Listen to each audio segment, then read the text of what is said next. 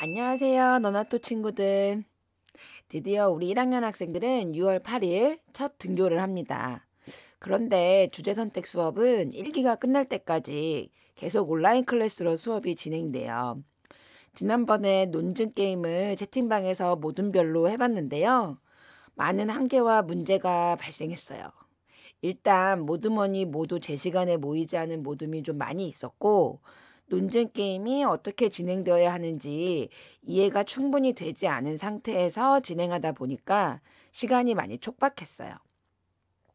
우리가 얼굴을 보고 서로 이야기를 나누면서 진행했다면 훨씬 수월하게 잘할 수 있었을 텐데 많이 아쉽네요. 그래서 남은 시간은 실시간으로 토론하는 것보다 논증 구조를 익히는 것에 더 초점을 맞추고 개별 피드백을 통해 여러분의 실력을 향상시키는 쪽으로 방향을 바꾸었어요. 오늘 수업은 크게 두 부분으로 나누어서 첫째, 지난주에 여러분이 제출한 논증 게임 결과지를 토대로 논제에 대한 쟁점을 정리한다. 둘째, 입론이란 무엇이며 어떤 전략으로 써야 하는지를 배우겠습니다. 그리고 오후 과제는 배운 내용을 토대로 입론 부분을 토론문으로 작성해서 제출하면 됩니다. 자, 논제가 전쟁에서 아군 한 명을 구하기 위해서는 우리 군인 10명이라도 투입해야 한다. 이거였죠. 여러분이 토론을 할 때에는 논제를 반복해서 보고 단어 하나하나에 의미 부여를 해야 논쟁의 지점들이 눈에 들어옵니다. 예를 들어서 이 논제를 보시면 전쟁, 군인, 아군, 한 명과 10명, 구하다 이런 단어들이 보이죠. 그럼 여러분들은 질문을 던져봐야 돼요. 전쟁 상황은 전쟁이 아닌 상황과 무엇이 다르지? 군인은 일반 국민과 무엇이 다르지? 한 명의 목숨과 10명의 목숨은 어떻게 다르지? 어디서부터 어디까지가 구한다는 의미에 들어갈까? 이런 질문들을 던져보면서 답을 찾아가야 됩니다. 여러분이 제시한 쟁점은 크게 세 가지로 볼 수 있었어요. 찬성 측에서 전쟁 중에 자국민을 보호하는 것이 중요하기 때문이다. 그게 첫 번째였고요. 두 번째는 군인들의 사기와 희생은 국가 역시 자신들을 보호해 줄 것이라는 믿음에서 비롯되기 때문이다. 그리고 세 번째는 아군 한 명이 적군에 정보를 넘겨서 국가에 피해를 줄 수도 있기 때문이다. 이렇게 찬성 측의 쟁점을 선생님이 정리해 보자면 세 가지가 있었습니다. 첫 번째, 전쟁 중에 자국민을 보호하는 것이 중요하다. 이 이유는 국가는 외부의 공격으로부터 국민을 지켜야 한다. 그리고 이 군인 역시 한 명의 국민이다. 라는 전제, 즉 연결고리를 가지고 있죠. 그렇다면 찬성 측에서는 그 이유에 대한 구체적인 근거로 국민을 지키는 것이 국가를 지키는 일이었던 역사적인 사례라든가 국가가 구성되고 유지되는 원리에 대한 정보나 이론 등을 수집해서 자신들의 이유가 설득력이 있다는 것을 반대측에 보여줘야 돼요. 그럼 반대측은 이 이유를 어떻게 반박할 수 있을까요? 열쇠는 연결고리에 있습니다. 아군 한 명도 국민이지만 그 아군을 구하기에 투입되는 10명 역시 자국민이다. 어떤 국민이 더 우위에 있다라고 말할 수 없기 때문에 같은 이유로 반대할 수 있죠. 정리하면 반대 측에서는 전쟁 중에 자국민을 보호하는 것이 중요하다라는 찬성 측 이유에 적극 동의한다. 하지만 한 명의 아군을 구하기 위해 10명을 투입하는 것에는 반대한다. 왜냐하면 한 명의 국민보다 10명의 국민의 목숨을 지키는 것이 더 중요하기 때문이다. 라고 말할 수 있죠. 그리고 이를 뒷받침하기 위한 근거로 다수를 위해 소수를 희생할 수도 있다는 철학, 이론을 제시할 수도 있고 국민이란 무엇인지 그 개념을 다시 설명할 수도 있겠죠. 아니면 한 명을 구하기 위해 여러 사람이 희생된 역사적 사례를 제시할 수도 있습니다. 자, 그럼 두 번째 쟁점. 군인들의 사기와 희생은 국가 역시 자신들을 보호해 줄 것이라는 믿음에서 비롯되기 때문이다. 라는 찬성 측 이유는 어떤 연결고리를 가지고 있을까요?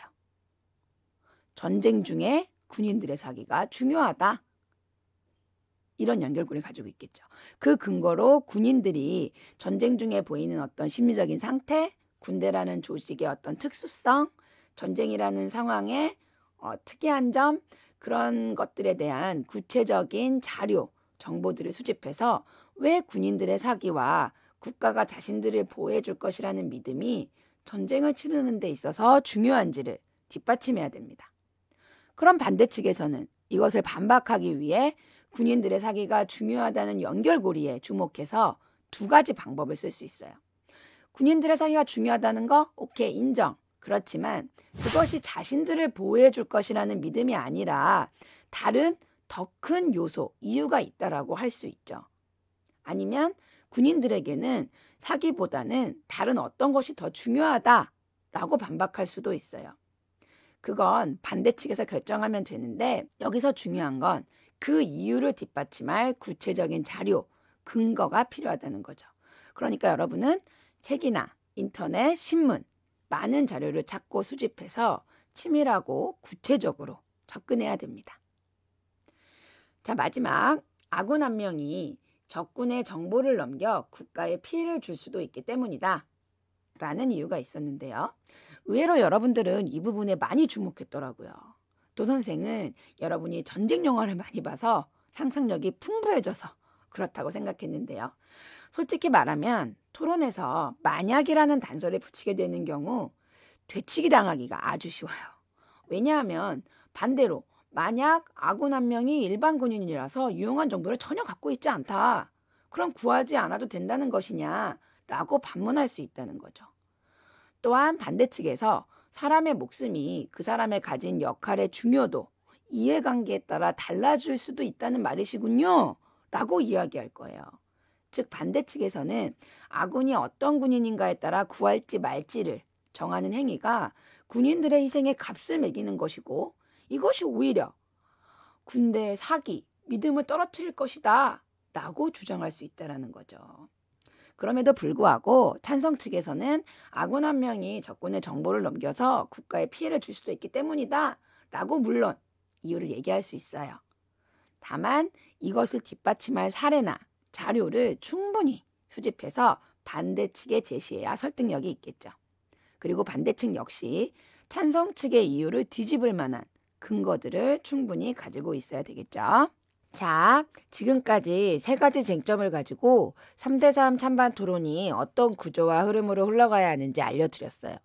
다음으로 토론에서 가장 먼저 이루어지는 단계인 입론의 개념과 전략에 대해 알아보겠습니다. 입론은 논제가 나오게 된 배경, 논제에 포함된 용어의 개념, 즉 그 뜻을 정의 내릴 수도 있고요. 주장에 대한 어떤 핵심 쟁점, 그리고 그것을 뒷받침하는 근거를 짜임새 있게 제시하는 거예요. 우리가 하고 있는 논제를 예로 든다면 전쟁의 개념을 우리나라 영토에서 우리의 주권을 침해하고 공격하는 그 무력에 대응하는 모든 행위라고 볼 수도 있죠. 그런데 어떤 사람은 우리나라 군인이 참전하는 모든 무력 행위다라고 전쟁의 범위를 더 넓게 잡을 수도 있어요. 이거는 찬성 측의 입론 토론자가 정하기 때문에 사실은 우리가 논제에 포함된 용어의 개념을 정의할 때 찬성 측이 훨씬 유리해요. 물론 우리가 지금 다루는 논제는 개념 정의 때문에 논란이 될 여지가 많지는 않아요. 그런데 예를 들어서 사교육은 개인의 선택에 맡겨야 한다.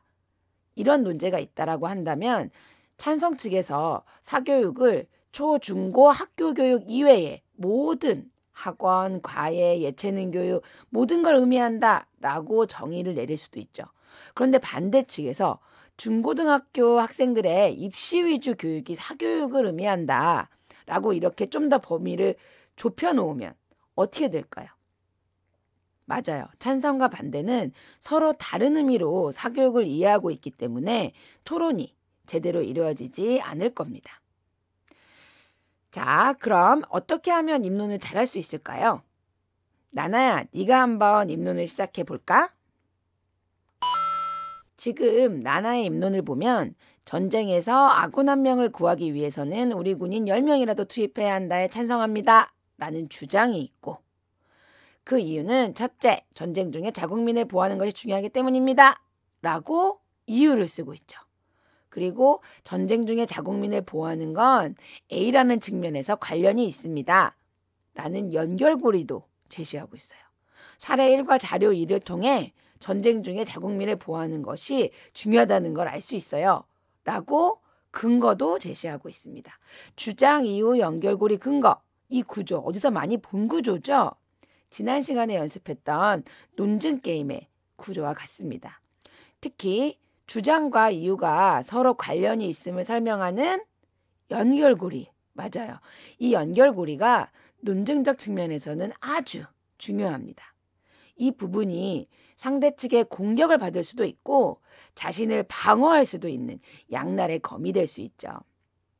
그리고 사례 1과 자료 2와 같이 이런 근거의 경우에는 사실성을 강조하기 위해서 검증된 통계라든가 전문가의 견해 이런 것들을 인용하면 훨씬 더 설득력이 있겠죠.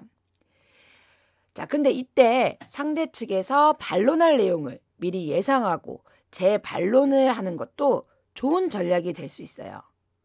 펀트의 이야기를 한번 볼까요?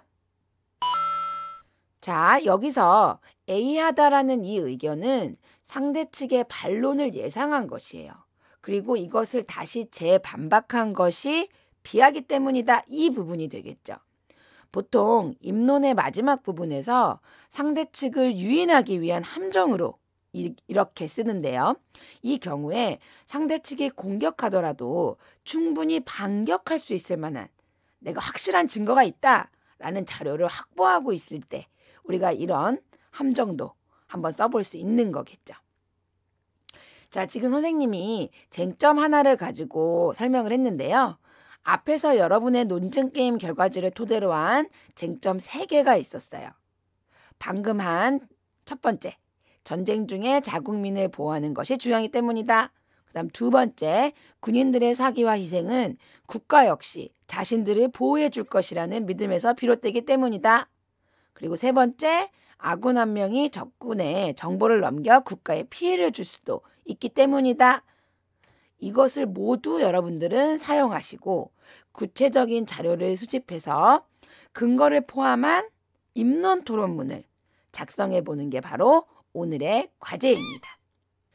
다음은 토론문 양식이에요. 자, 잘 보세요. 잘 보시면 찬성, 반대 입장 모두 쓰는 게 아니라 둘 중에 하나만 원하는 걸 정해서 토론문을 작성하면 돼요. 토 선생님이 이번엔 친절하게 찬성 측, 반대 측 토론문의 틀을 직접 써서 여러분들에게 제시했습니다. 여러분이 토론의 방향을 잃지 않고 쟁점에 맞춰서 토론문을 쓸 수 있도록 돕는 역할이에요. 보시면 1번부터 14번까지 있는데 빨간색 괄호로 표시해둔 부분을 여러분들이 써서 채워야 돼요. 책이나 인터넷, 신문기사 등 다양한 자료를 수집해서 앞뒤 문장이 자연스럽게 이루어지도록 빈칸을 채우면 됩니다. 과제는 5월 31일 일요일까지 제출해 주세요. 하다가 모르는 게 있으면 언제든 너나토 밴드에 채팅으로 질문하면 최대한 빨리 선생님이 대답을 해줄게요. 완벽하지 않아도 됩니다. 어렵다고 지레 겁먹지 말고 자신이 할 수 있는 최선의 노력을 보여주세요. 자, 너나토 친구들 화이팅!